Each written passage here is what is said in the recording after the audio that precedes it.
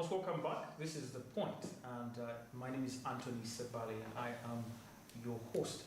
Still talking national budget matters, and I'm with officials from the CS-BAG, or Civil Society Budget Advocacy Group, Mr. Ruben King Patrick and Miss Juliet Akello. Now, Miss Juliet, getting back to cutting costs, public expenditure, some of the things that probably the civil society groups there are advocating for. When you look at the budget, generally speaking, in totality, it's higher. But specifically speaking, on different programs and sub-programs within the budget, there have been cuts. And these are cuts at very key sectors. You're looking at, for example, the health sector cutting from 4.7 trillion to 4.1 trillion, education sector, which is, I think, the only one that's higher in this sub-program, from 3.9 to 4.5. The gender labor employment services from 436 billion to 322 billion, and I can go on and on. But generally speaking, there have been cuts. Tourism saw a cut of more than about 89.2 billion, and so many other programs. Are these cuts justifiable at this point? I know we have not got to the higher levels of the budget process, but are these cuts justifiable? Thank you, Anthony. Usually, the NBFP is a draft of a budget. It's just a draft. And so with drafts, there are always reorganizations. There's always revision, and then the final will later come. Now, budget cuts per se may not be bad, depending on what exactly government is targeting. Of course, when we talk about programs being cut, sub-programs being cut, there are reasons. Number one of the reasons that we actually got was that, maybe just to give a background, is that from the time we started implementing the NDP3, of course, under the program approach, programs are supposed to be having program working groups. Okay? And now those program working groups, that is where all the discussions take place. They're supposed to hold periodic discussions. They're supposed to discuss whatever it is that they would require or need to come through in the budget. But one of the reasons that we got that resulted into the budget cuts is that there are some sub-programs that are not active, in these program working groups. And so, of course, whoever came for the program working groups could defend whatever it is they want to defend, or the priorities within their sub-programs that they needed to defend. Now, for those who are unable to defend, of course, whoever was there decided according to whatever now we are seeing. However, it is important to also notice what exactly the budget cuts are for. You will realize that a number of budget cuts within those those programs and sub-programs are basically not for development projects. You will note that if you went deeper into the National Budget Framework paper, much of the cuts are for non-wage. Okay, things to do with travels abroad, things to do with travels inland. Those are things, operational costs that can be dealt away with, okay, or can be reserved. And so, while the cuts are there, it is not glaring so much that it can fail an institution to move on. That is the second point. First was that sub-program leaders were not there to defend some of the budgets, but also to note that some of the budget cuts are for non-wage. The only cuts that really touch are cuts, especially that people should be very, very much attached to, are those that affect social protection. If you realize, you will note that a number of cuts from programs like the SAGE, grants to the elderly or older persons. You will note that grants to the people with different abilities these days, that is a better way of describing them, but also programs on WEP and YLP. Those actually got a bigger chunk of the cuts, up to about 70 to 80%. And I mean, these are programs that government has placed to improve, to keep away inequality or to deal with inequalities, because we know that these are vulnerable groups, and of those vulnerable groups, there is an equalization, kind of program that should be given to them to enable them also be equal to the others. And so if those ones are touched, then it becomes really difficult to ensure that they are socially protected. But in terms of budget cuts, knowing that this is a draft budget, there shall be, I want to believe that there shall be a revision. Of course, the Ministry of Finance and other MDAs will get back into the budget and identify which areas are critical, of course, knowing that there is a report by Parliament, because this thing is in discussion until about May, when the budget shall be passed. And so, given the parliamentary report and their recommendations, we know that government is going to reorganize and repurpose what kind of interventions should actually come on board. But for us, mainly our advocacy is on those social sectors that should really be upheld, because we know that these are vulnerable people and government should take it up on seriously. Sure. Yeah. Well, Mr. Patrick, you just heard Julian there. See, of course, we shouldn't worry much about the budget cuts, so long as they are cut on things that actually are there are justifications for those particular cuts. But the issue of rationalization of, for example, MDAs has been in place, it has been in the talk, but we haven't seen much of the implementation. Yet, as we are seeing now, we are experiencing budget cuts so that we can be able to fund or finance our budget. How far in terms of getting ahead on the integration of these ministries, departments, and agencies, because it was seen as a strategy to cut the cost of running these different institutions, and also getting to cut off on all these other sectors of the budget.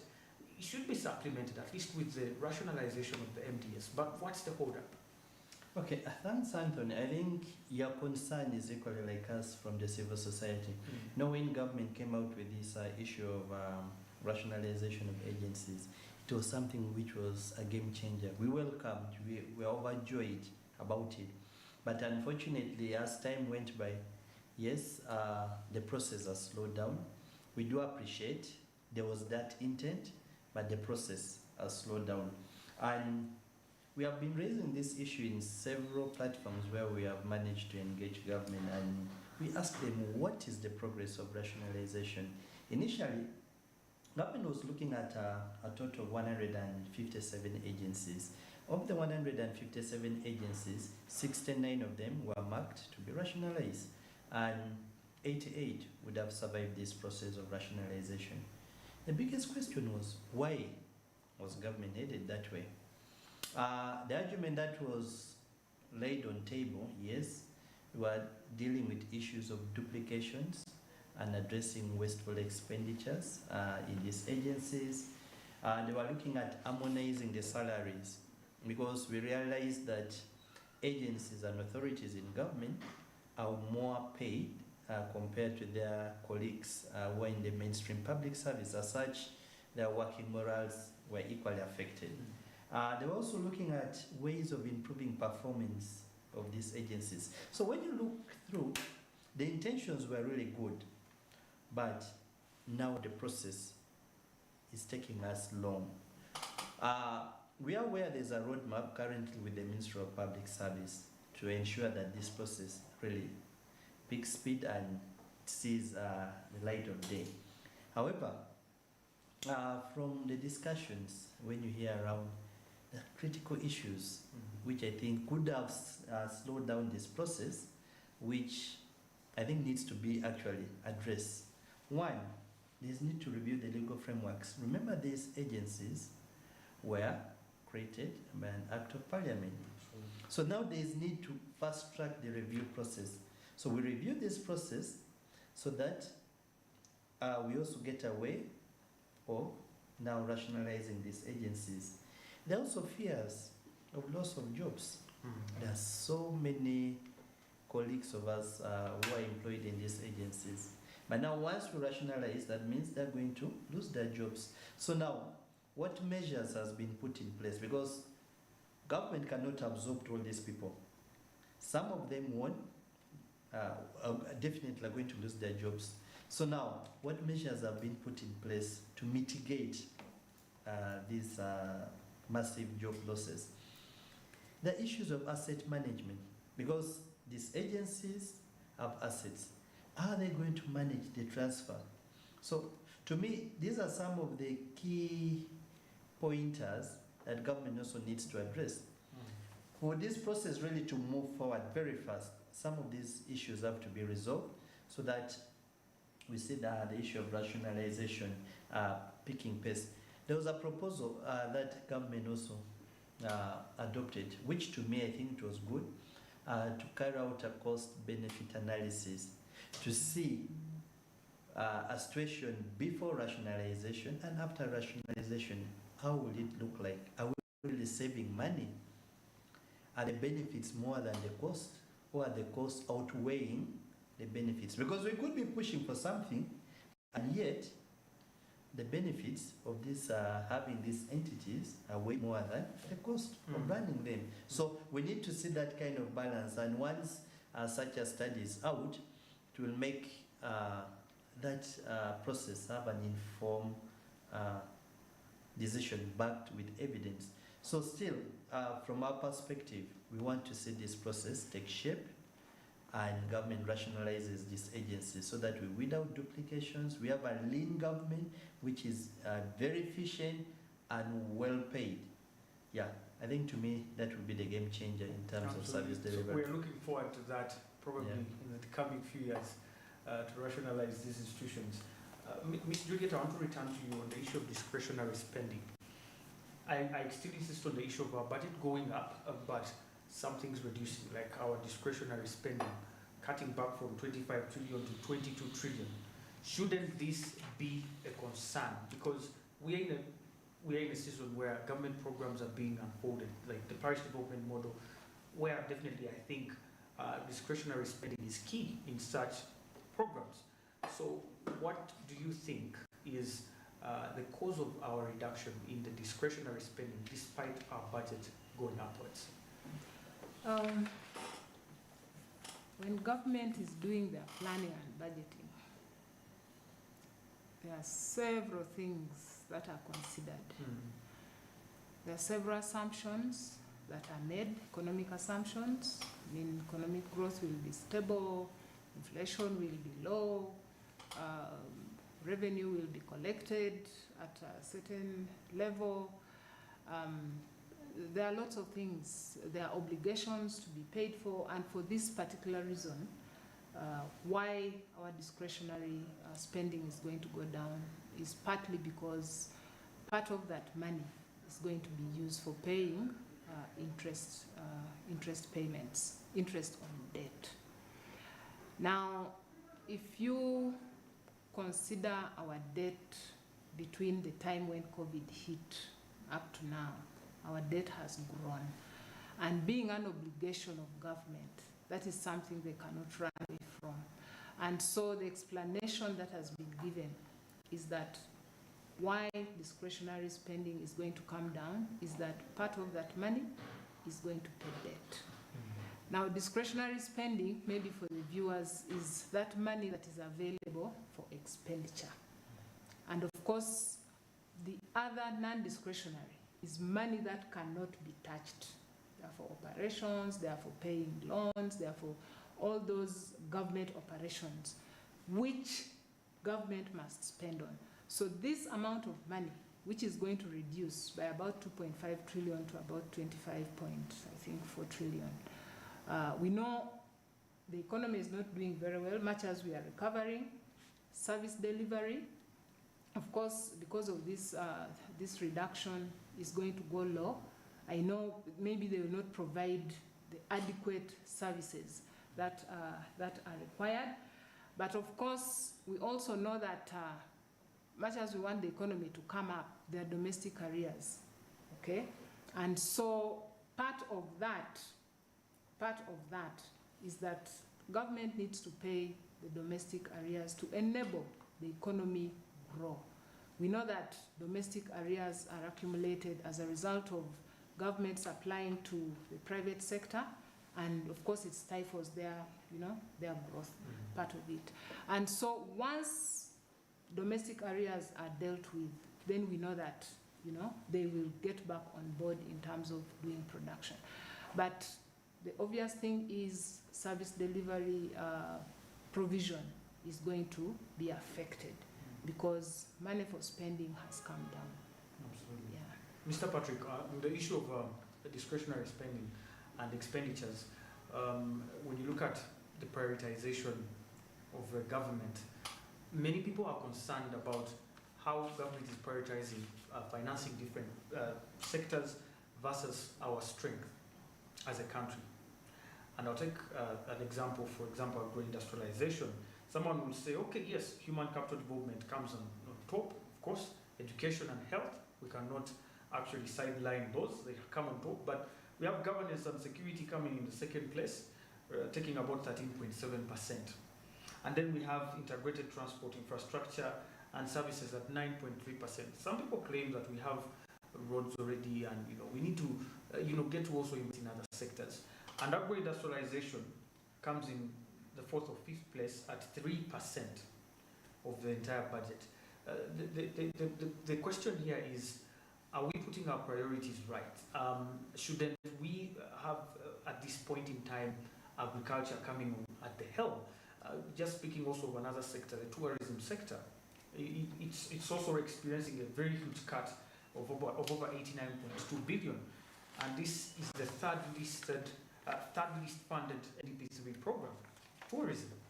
Are we still in line with NDP3? So I want you to discuss the prioritization when it comes to the budget process. Okay, thank you. Anthony, when we look at budget prioritization, it has a background to it. Now, the current budget we're implementing, it was prioritized with the National Development Plan 3. Now, when you look at the National Development Plan 3, at its planning stages, there were proposed budget allocations that should be going to these programs. But as of now, when you look at how the budget we're implementing, or the budget we're proposing for financial year 23-24, its alignment with the proposed allocations, as in the National Development Plan 3, you are going to see a lot of mismatch. Now, to bring the question home, to me, I wouldn't mind the ranking or the orders of these programs, by you saying, okay, human capital development program is ranked number 1, then we come to governance and security, it's ranked number 2. Remember, government moved into a program-based approach. So now, under program-based approach, you want to see harmonization. Each and every program, in one way by the other, contributes to the other program. You are not going to implement agro-industrialization in isolation of security. You are not going to implement agro-industrialization in isolation of a skilled, healthy workforce. Now, what should we as citizens now look forward to? Now, let's unpack agro-industrialization. To me, what would matter is, what are those key components in the agricultural value chain that monies should be going? Remember, we're at a stage where we don't have enough money. But our call should be, can we prioritize the key issues along the entire value chain? A case in point is production. Under production, what is it that we require to produce? We need water for production on and off farm. We require quality inputs so that our farmers are able to apply seedlings that yields. We need fertilizers. The cost of fertilizers needs to be subsidized, should be low and available to farmers. We need agricultural extension services. We are aware that we have a strategy right now for extension, which is being reviewed.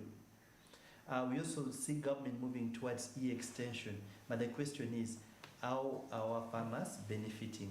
Are we funding the recruitment of these extension workers? Are we retooling them and equipping them to carry out the service they need? Now, continue with that cycle. Once we produce, how are we factoring the issue of post-harvest loss, storage? I see, that processing. So much of what we produce goes to waste because we don't have quality and good post-harvest handling services that are being provided. We lack silos. They are nowhere to be seen. Now, these are the areas which, to me, government should prioritize and invest in. The same applies to tourism, because yes, tourism is one of the game changers in this country. It generates a lot of resources, but not so much is invested in the tourism sector. But to me, we need to have a balance when we talk about tourism. We have the tourist attraction sites spread across the country. So should our intention be improving infrastructure networks that can lead us into these attraction points, or our focus should be on continuously advertising our offers out there? Because I'm imagining a situation where we aggressively advertise that Uganda is the destination for you to come in, and we say these are our tourist points. Now, we have not adequately invested into these infrastructures that lead us. But Patrick, countries like Dubai, in the middle of a desert, they were able to set up what is now currently the world's biggest tourism destination. They marketed, they did the infrastructure. I know, okay, yes, you're going to say that they are wealthy, they have the oil, but it's not about having the oil, it's about progressively setting it right. Because you see, we can market. Let's just look at a case point.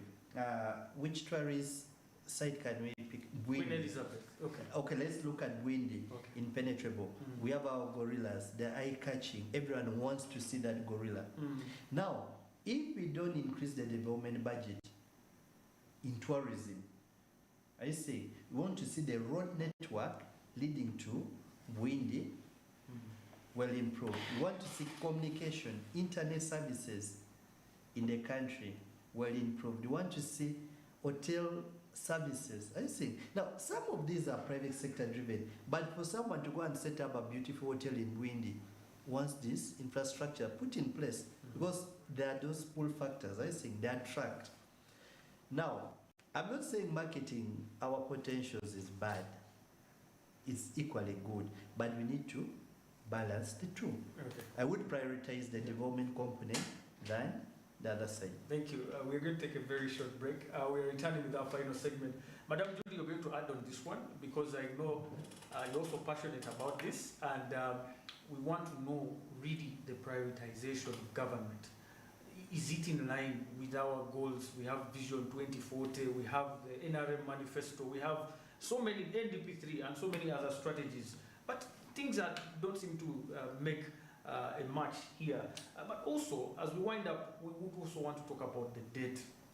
Debt financing is also on top of our budget, and we are borrowing on non-concessional terms. Why are we still borrowing on non-concessional terms? Where is the problem?